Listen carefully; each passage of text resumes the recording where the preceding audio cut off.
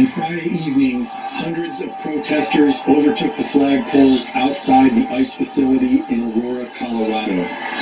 They raised a Mexican flag, an upside-down American flag with "Abolish ICE" spray painted on it, and an upside-down "Blue Lives Matter" flag. Less than a day later, a man armed with a rifle threw incendiary devices at an ICE detention center in Tacoma, Washington. A car in the parking lot was torched, and investigators say the suspect threw flares at a propane tank, trying to make it explode. Ultimately, 4 officers opened fire, killing the man. The Democratic Party is running their platform on radical open border policies. Raise your hand if your government plan would provide coverage for undocumented immigrants. If the border goes, then our Constitution goes with it. Antifa has been using Molotov cocktails in Europe, and now the dangerous trend has officially arrived in the U.S., and the mainstream media supports them. They are strictly principled anti-fascists. It says it right in the name, Antifa, anti-fascism, which is what they were there fighting. I think that a lot of people recognize that when pushed, self-defense is a legitimate response to white supremacist and neo-Nazi violence. When you go to cancer treatment, the radiation is tough treatment, but it is meant to remove the cancer. But who is really to blame?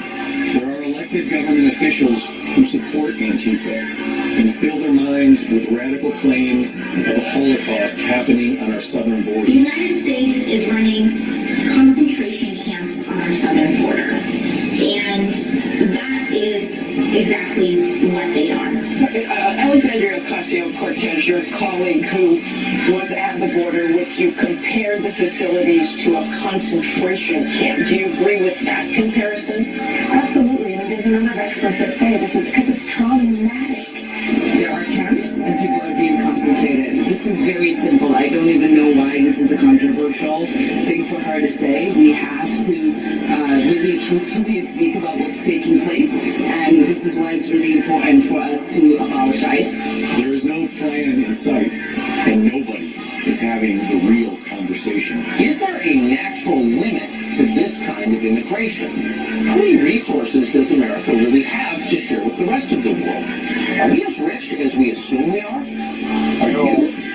How many poor people can we realistically accept before we're not that rich at all, but increasingly resemble the countries from which these people are fleeing? Now, it's possible there are good answers to these questions, logical answers. On the other hand, if there are answers, why is the left trying to prevent you from asking the questions? If they're prepared to break the law and subvert the system to get here, who in their right mind wouldn't think that they're going to obey the law and go with the system when they are here?